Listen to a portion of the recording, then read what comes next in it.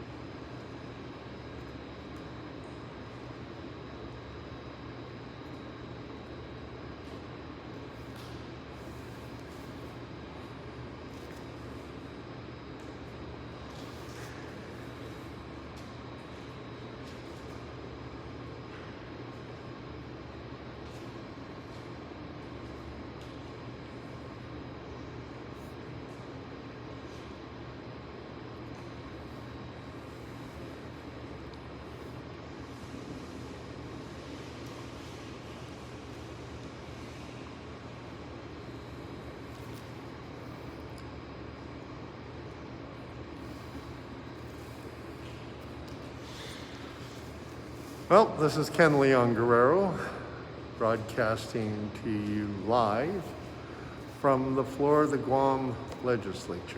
Well, not the floor of the Guam legislature. I'm actually here in the auditorium, or the front area of the legislature. And as you can see, I'm wearing my mask. Now, the reason I wanted to broadcast from the floor of the legislature right here is because this is the people's house. And we have a lot of power when we vote. And we have a legislature right now that is more concerned with taking care of politically well-connected insiders than they are taking care of the people of Guam. And they have proven it time and time again. So what we're talking about today is the voter initiative process.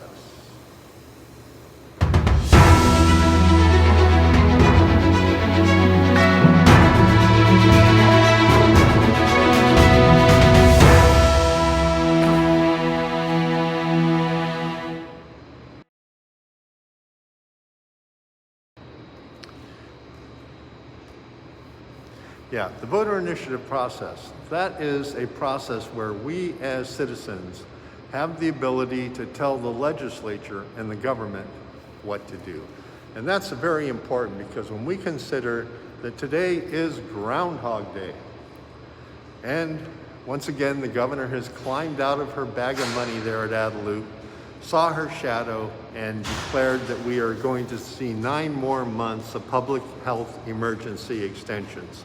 And that's because as long as we have a public health emergency extension, the governor can use that power to spend money bypassing the procurement process. And that is not in the best interest of the people of Guam. And I'll tell you why. Because we are now 24 months into a pandemic. We're not in an emergency situation anymore. We know how to do this. What we don't know is how we are going to keep the government afloat beyond the pandemic. And here's why.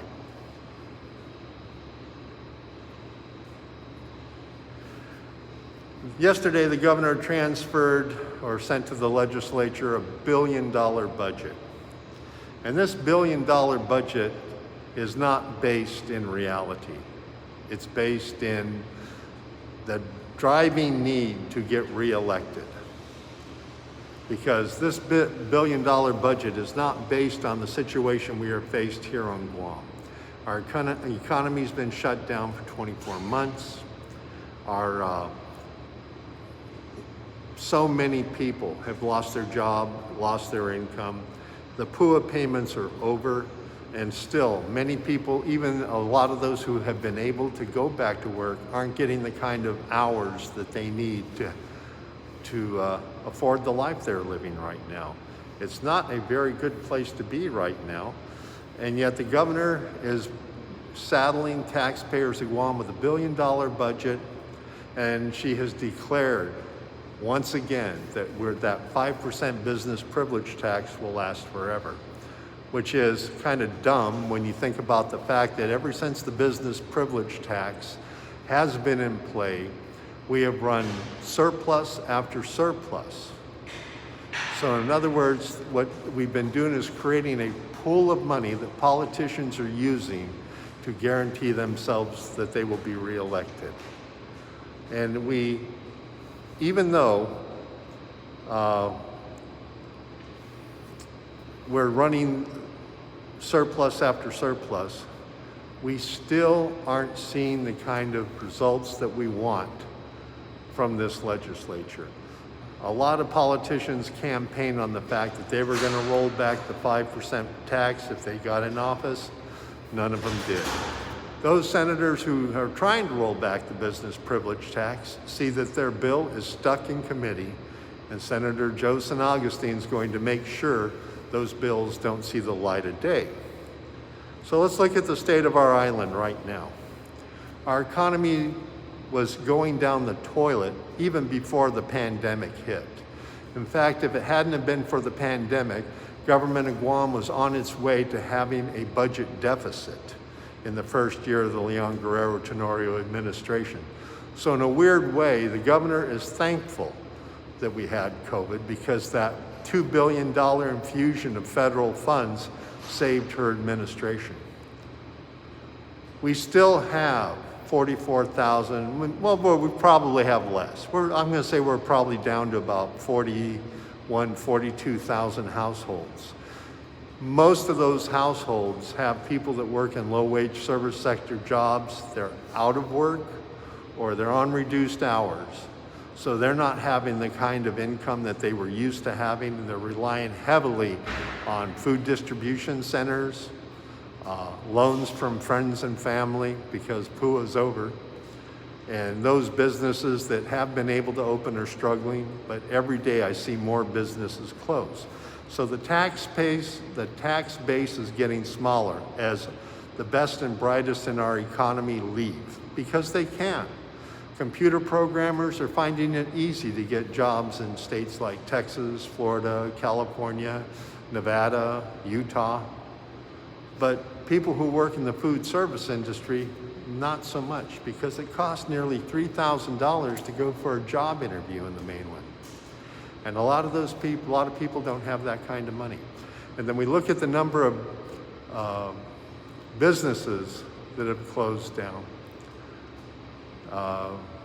Yeah, this is going to be rough right now, because it seems like we're having connection issues right now, so we'll try to get through this. But basically, the long and short of it is, our politicians are not using the powers we gave them with our votes in the best interest of the people. And that needs to change. And we know that the politicians as a group in the 36th Guam legislature aren't going to do anything to strengthen democracy or make the people of Guam safer, because the governor's had 3 years to do it. She hasn't done anything. The legislature, most of these senators in here have been in here for 2 or 3 terms. They haven't done anything. So it's going to come down to us, the people. And the reason I bring this up is we have a voter initiative process that is starting. And this coming Saturday, in the parking lot at Adelut, we're going to be talking about these voter initiatives. And if we as citizens pass these voter initiatives, then we strengthen democracy on Guam, and we make our island safer. And we make our government more accountable to the people. The first initiative is no primary election, because the primary election is the tool that political parties use to control who gets to run for office. And if you'll recall, back in 2018, the Democrats tried to decertify Mike St. Nicholas because he refused to sign a loyalty oath pledging loyalty to the Democratic Party of Guam. I like Michael's stance that he was loyal to the people of Guam, not the party, the Democrat Party. The second initiative is we need a part-time legislature. Right now, the current legislature has introduced something like 245 pieces, introduced 245 bills, of which only a little over 70 of them have passed into law, and the majority of the ones that have passed into law do not benefit the people at all. They're more process bills than they are benefit bills. The best laws written on this island were written when we had a part-time legislature, because when we had a part-time legislature, it made it possible for the best and the brightest people of Guam to run for office. And they did, because they didn't have to walk away from their businesses. They didn't have to leave their careers to serve the people. They just set aside time and served the people of Guam on a part-time basis. And then when we go to a part-time legislature, we need to go back to 21 senators, because right now we have too much power concentrated in too few hands. And as a result, nothing significant is getting done. If something significant had been getting done, we would have seen all kinds of legislation pass that would help make the people of Guam safer. We haven't seen any legislation passed to slow down the flow of drugs on this island or make the people of Guam safer. We haven't seen any legislation passed that made our healthcare system stronger to improve the quality of health and quality of life of the people of Guam. And we haven't seen any support from this legislature to speak of for the education. Our children are the biggest export we have on this island. We need to strengthen our education system so that our children can compete with the best and the brightest around the world, because our economy is not creating the kinds of jobs that keep our children here and make it possible for them to live a quality life here on Guam. The fourth initiative that we're going to be talking about in the parking lot at Adelup will be the Corrupt Practices Act. I mean, we all know instances where government officials and elected officials have helped themselves to public assets, like we saw with CLTC and the lots up on Barragata Heights, like we saw with Guam YTK, like we saw with many other instances where politicians carved out large chunks of taxpayer monies or assets and put them in the hands of politically well-connected insiders or themselves. But right now, the administration and the Attorney General's office is fighting hard to make it impossible for taxpayers to bring actions against government officials. I know. I've sued the government of Guam several times, and right now I'm in the Supreme Court of Guam on my latest case, when I fought against the Department of Administration and the legislature for passage of Bill 30, which was I refer to as the Guam Regional Medical Center Corporate Welfare Act, that has cost taxpayers tens of millions of dollars. Yet, who pays for it? Not anybody involved, just the taxpayers. Which leads me to number 5. We need to get rid of the elected Attorney General. I have not met an Attorney General yet who represents the people of Guam. They all represent the governor, and whenever I tried to go through the Attorney General's office to bring actions against the government, they refuse to accept my complaint because they represent the government and are conflicted out. So let's do away with the charade. Let's make the Attorney General an appointed position and instead create an elected public prosecutor. An elected public prosecutor would be elected by the people to represent the people to prosecute criminals and white-collar criminals, and would not be conflicted out when bringing actions against the government. So that would be number 5. And number 6, we need to empower our public auditor. We need to give him the power to subpoena people and to prosecute violators.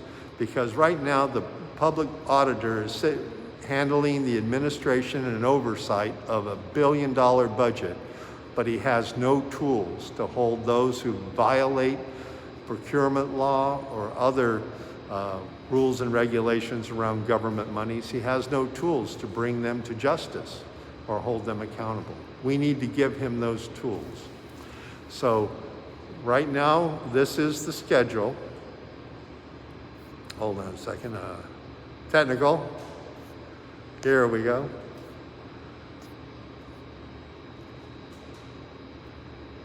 This is the schedule of meetings that are going to be happening over the next 3 weeks around the island.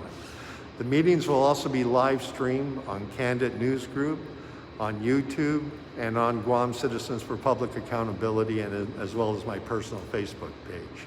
So if you aren't able to attend one of these meetings, you will be able to watch the meetings, which will be streamed online. In the meantime, my name is Ken Leon-Guerrero, and if you would like to know more or learn more, you can reach me at kenleonguerrero@yahoo.com.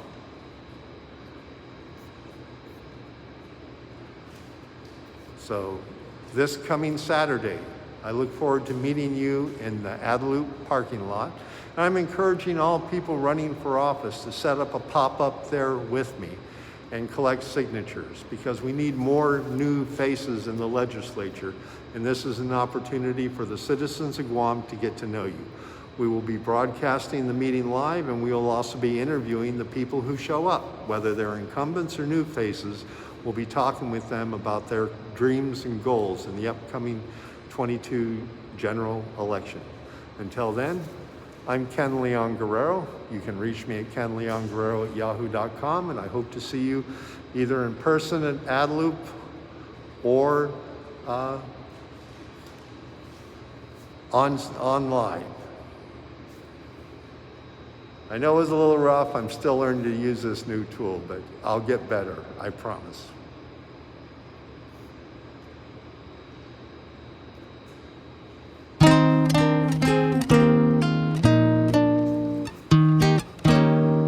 Bye bye Guam, bye bye sanity, hello stupidity, the UN is calling me. Bye bye Guam, bye bye reality, hello insanity, I hope the UN hears my plea.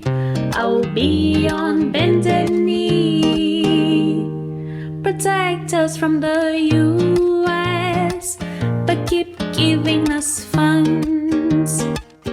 Don't investigate our politicians, it takes away all our fun. And there's a reason we want to be free, that we can avoid accountability. Bye bye bye bye bye bye trust. Bye bye bye bye bye voters. Hello bad politics, you were wrong to believe in us. Bye bye ethics. Bye bye integrity. Hello insanity, we're making money over hand and feet. My re-election will be guaranteed. We'll make more progress.